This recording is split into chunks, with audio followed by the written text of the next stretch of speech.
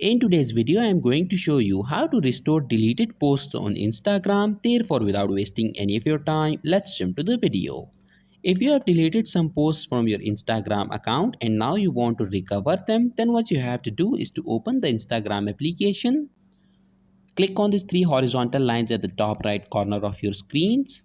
Then tap on your activity. Now scroll down to the bottom and click on this last option that says download your information. Then select request a download. Select your Instagram account and click on next. Click on the first option, complete copy, and then tap on submit request.